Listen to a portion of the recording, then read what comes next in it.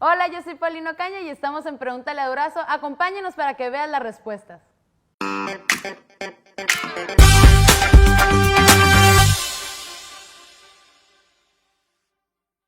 Bienvenida. Muchas gracias, doctor, por tenerme aquí con ustedes. La verdad que muy padre. Me encanta siempre venir aquí a su oficina y todos los libros, las reliquias que tiene. Por ejemplo, las sillas de montar están bien padres, están ahí ya para estrenarlas ahí en el rancho. No, hombre. Bueno, primeramente, si me permiten, me voy a quitar el cubreboca, sabiendo que guardamos la sana distancia para tener facilidad en la comunicación. Fíjate que algunas de ellas me las traje de Bavispe, de las que usó mi padre, de las que usábamos de niños. Otras, acabo de ir a Bavispe, me regalaron unas chaparreras, pues que deben de tener 40 años, y 40 años trabajados. Pero todo esto, pues, forma parte de mis nostalgias. Cuando tú eres de una población pequeña, como Bavispe, mientras más pequeña es la población, mayor apego tienes a tu tierra. Sí, pues más sientes tu tierra. Más le extrañas. Totalmente. Yo tengo la ventaja. Yo regreso a Bavispe unas 20 veces al día mentalmente y así. Bueno, sí. Bienvenida. No, pues muchas gracias, Doc. Y hablando de eso, de sus nostalgias de Bavispe, se nota el cariño que le tiene. Hombre. También, mira, aquí haciéndole preguntas de las del público, Flor Coronado nos pregunta, ¿cómo fue su infancia en Bavispe? ¿Cómo fue crecer ahí en este pueblito que tanto amor le ha dado y usted que también le da mucho amor? Mira, fue una infancia extraordinaria. Creo que como en general son todas las infancias, porque no estamos conscientes de muchas cosas que nos faltan. Por ejemplo, en Bavispe no había agua. A mí me tocó acarrear agua en burro. El río está a tiro de piedra ahí abajo del pueblo, pero teníamos que ir en burro a traer los viajes de agua, así le llamábamos. Íbamos, todos mis hermanos, todos participábamos. ¿Cuántos hermanos tiene? Somos 12, 6 y 6, hombre, mujer, hombre, mujer, hombre, mujer. Cumplieron la cuota de paridad. Exacto. No, se les pasó la mano en cuota de paridad porque pues somos 12. Entonces, la infancia en el pueblo fue extraordinaria. Viví en un ambiente de libertad plena porque entre 12 hermanos y en un pueblo, pues mi madre ni tiempo tenía de preguntarse en dónde andabas ni qué hacías. Entonces, hacíamos lo que queríamos, entrábamos Se criaron y salíamos. en el pueblo, pues. Nos criamos en el pueblo, en un ambiente de libertad. Entonces, así viví, mi queridísima Flor, en un ambiente de libertad y disfrutando la naturaleza al 100. Los caballos. En Bavispe, todavía desde un niño, lo primero que aspira en cuanto empieza a caminar es a que lo trepen en un caballo. Yo tengo una gran nostalgia por Bavispe. Tuve que salir de mi pueblo a los 12 años porque en aquel tiempo no había secundaria. Ahora hay telesecundaria. Me fui a Agua Prieta. Agua Prieta es como mi segunda tierra porque ahí estudié una etapa muy importante de mi formación emocional, de los 12 a los 15 años. Luego me vengo a Hermosillo porque en Agua Prieta no había prepa en aquel tiempo, me vengo a estudiar la prepa aquí. Entre la secundaria y la prepa, me voy a trabajar a Estados Unidos. Que de hecho esa es una de las preguntas que le tienen el público, que están muy ansiosos de saber, y porque se sienten identificados muchos jóvenes de qué es lo que vivió usted. Nos pregunta Tino Valencia, ¿cuál fue su experiencia de haber trabajado en Estados Unidos de ilegal? ¿Que usted tuvo que ir a buscar oportunidades al otro lado? ¿O por qué fue el tener que salir de su pueblo que tanto quería para irse al otro lado? Bueno, no salí de mi pueblo para irme directamente al otro lado, salí de mi pueblo para estudiar. Mi madre siempre nos dijo a todos, se me van de aquí, no los quiero aquí, se me van a estudiar y a ver cómo le hacen.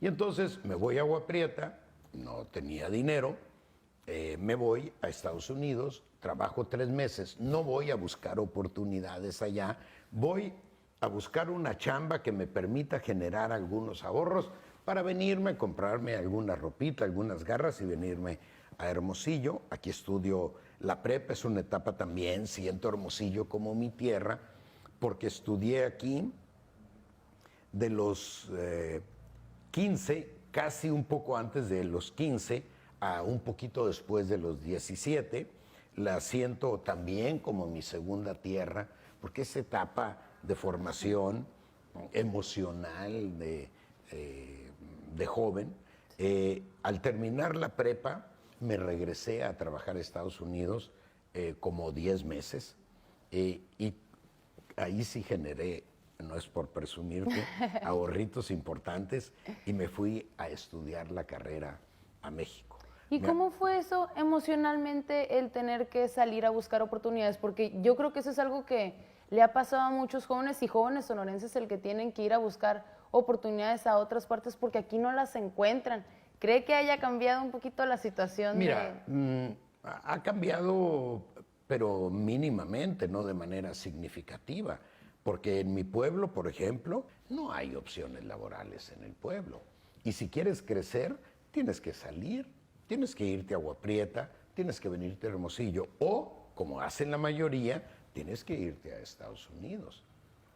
Para mí, irme a Estados Unidos, en aquel tiempo me daba vergüenza, porque en aquel tiempo ahora se llaman migrantes. En aquel tiempo éramos viles mojados. ¿Y cómo fue eso de cruzarse al otro lado? ¿Cómo fue el trayecto? ¿Cómo fue la experiencia? ¿Lo que dijeron sus papás de que se iba a ir? A ver, mis padres no tomaban esas decisiones. Así como te digo que viví en libertad, una vez que salí del pueblo, lo hice bajo mi responsabilidad. Por eso yo extraño tanto Bavispe, porque salí de muy niño, muy pequeño de ahí. Pero le enseñaron a forjar carácter desde chiquito, se nota. Pues en el pueblo, la verdad, en mi casa, pero en el pueblo no era nada excepcional. Todos trabajamos, yo trabajo desde que tengo memoria. Emocionalmente, te decía, mis padres no participaron en la decisión. En la línea divisoria de Agua Prieta con Douglas, había un hueco en la línea, en el cerco que dividía a Douglas de Agua Prieta, y por ahí nos cruzábamos, en la avenida 15, avenida Internacional y 15, ahí nos cruzábamos, y del otro lado me recogieron mis primas, y en su carro me llevaron a Tucson. Me acuerdo perfectamente porque en el camino escuchaba una canción de Chicago, Pinta mi mundo. Y me acuerdo, la canción que la había escuchado yo por primera vez, no se me olvida por esa razón, no se me olvida un puente que hay en Bisbe, para abajo de un cerro, un túnel. Yo nunca había visto un túnel. Entonces, a mí se me hacían maravillas de la naturaleza. Llego a Tucson, la primera vez trabajo en un car wash, lavando carros, de jueves a domingo. Luego, a una cuadra, había un restaurante donde necesitaron un lavaplatos y ahí me cambié porque ahí era ya de domingo, de sábado, de domingo, era toda la semana, de domingo a domingo, ahí trabajaba. Soy gente, pues, de 24 horas, siempre estoy metido, siempre estoy en la chamba. Eso me formó en una gran disciplina y me permitió dar la talla, por ejemplo, como secretario particular de Luis Donaldo, que era exigente, de veras. Entonces, agradecido por haber tenido necesidad de trabajar. Mi padre murió hace un par de meses de COVID, a punto de ¿Ellos cumplir. son sus padres? Aquí está mi padre, mi madre, los dos murieron de COVID. mi madre de 97 años y mi padre a punto de cumplir los 100. Pero este viejo tremendo dejó de trabajar a los 97 años y decía, es que ya no sirvo para nada, es que ya me canso. Imagínate, a los 97 años ya me canso.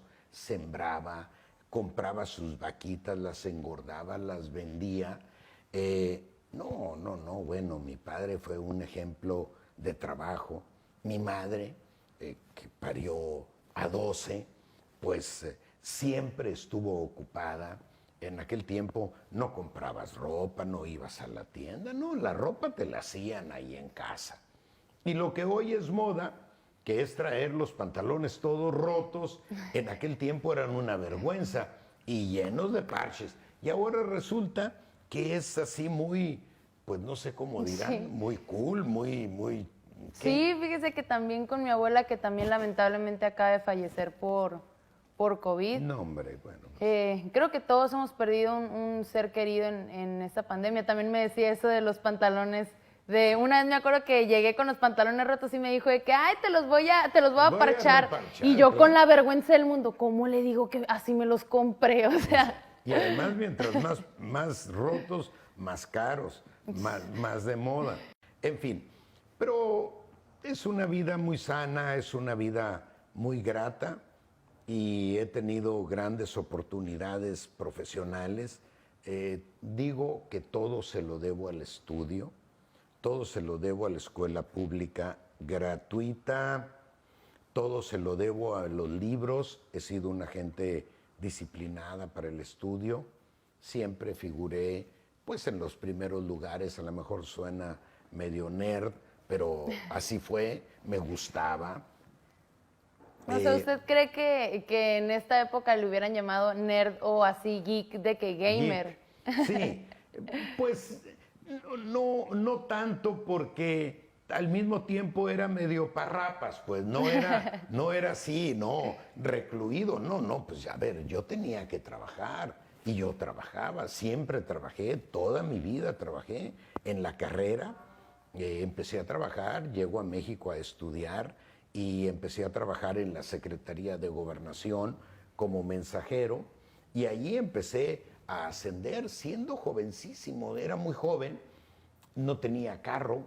Pero fíjese, también es muy difícil para muchas personas el adquirir un carro. Y ahorita que estábamos hablando del gabacho y de todo, que yo entiendo de las problemáticas de los carros chuecos, que es una problemática que tenemos ahorita, y es así la pregunta que nos hacen desde Twitter Jorge Tapia, que por cierto están muy divertidos todos los posts que hacen, ahí los sigo, muy padres, que nos pregunta qué haría con los carros chuecos sin placas, que son los famosos carros chocolates, que pues entendemos que hay muchas personas que los adquieren porque tienen más facilidad de tenerlos, pero ¿qué se podría hacer con ellos? A ver, mira, en primer lugar, es un mercado muy económico que le resuelve a la gente el problema de transporte, el problema de movilidad. Yo creo que tenemos que analizar con una visión de conjunto el tema. No puedes prescindir del vehículo particular si no hay un auténtico servicio público que de veras te facilite moverte de manera más económica y eficiente que en tu propio vehículo. Entonces es un círculo vicioso. La gente hace sus ahorritos, se compra su carrito, lo pasan de trampa dando una mordida. Entonces todo comienza en aduanas. Ahí está, sí. Ahí comienza porque ahí hay un acto de corrupción. Nosotros, o yo como secretario, hicimos una propuesta en el Gabinete de Seguridad. Es imprescindible registrar, ojo, no regularizar, porque son términos, son matices, pero tienen connotaciones jurídicas distintas. Registrar todos los vehículos chocolates, porque en el 80% de los actos de violencia, eventualmente criminales, que involucran un vehículo, el 80% es un vehículo chocolate. Entonces, y con frecuencia lo dejan ahí. Entonces hay que registrarlo por razones de seguridad. Sí. Que para separar a la gente que tiene los vehículos por razones de transporte, de movilidad, de facilidad, de la gente que los compra precisamente para no dejar huella de quién fue el que participó en el acto criminal.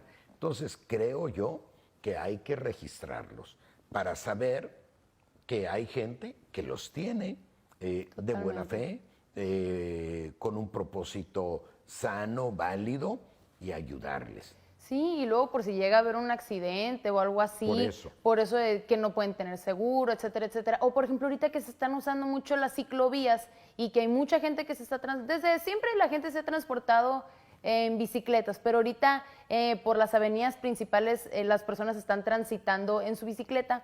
Y aquí saco una pregunta que nos hace Alma Angelina de ¿cuál cree que podrían ser las mejores formas de implementar más ciclovías para las personas que usan las bicicletas como medio de transporte? Porque ellas necesitan pues la seguridad para poder andar libremente y pues así. A ver, entiendo muy bien el tema, porque yo creo que fui de los primeros que empezó a andar en bicicleta en la Ciudad de México. Y aquí... Ahí lo podemos ver en Baica por todas partes. Y aquí en los cerros también de Hermosillo. También le hace la bicicleta extrema por el Cerro del Bachoco y así. También, aquí donde me ves. Sin embargo, en primer lugar, tenemos que se tienen que generar las condiciones urbanas para que la gente, para estimular el uso de la bicicleta como mecanismo de transporte alterno. Luego, hay que hacer ciclovías, hay que hacer carriles especialmente diseñados y adaptados para que la gente pueda utilizar la bicicleta con tranquilidad. En el verano es un poco más difícil, pero en el resto del año es totalmente posible, particularmente en el caso de los estudiantes que viven cerca de los centros universitarios, moverse por bicicleta. Eso no significa que no sea necesario mejorar el transporte público. Yo creo que es imprescindible en todas las ciudades del estado trabajar en la implementación de un transporte público eficiente, cómodo, accesible, porque es un círculo vicioso. Totalmente. Y los jóvenes creo que es un tema que traen muy vigente, muy presente, porque esa es la ciudad, ese es el estado en el que quieren ir creciendo y están viendo otras formas de solucionar problemas antiguos. ¿Usted cómo ve la inserción de los jóvenes dentro de la política, dentro de la vida pública del estado? Y aquí yo quisiera sacar una pregunta de Ana Samaniego de Twitter de ¿qué tan importante es que los jóvenes empiecen a incluir en el gobierno? Mira, primero déjame decirte, es importantísimo, por una razón, porque si los jóvenes no participan, quienes sí participamos, vamos a tomar decisiones por ellos, pensando en sus intereses, en su visión, pero imagínate el enriquecimiento que le darían a la visión del gobierno, que el gobierno tomara las decisiones con la aportación de los jóvenes. Y esa aportación no se va a dar si no participan. Así es que más les vale que participen. Sí, era la frase que les estaba diciendo, que estábamos el otro día con los jóvenes de Cananea. Sí, y que estábamos diciendo, jóvenes, hagan política, porque si no la hacen, alguien va a venir a hacerla por ustedes y no va a ser a su favor, pues. No va a ser a su favor.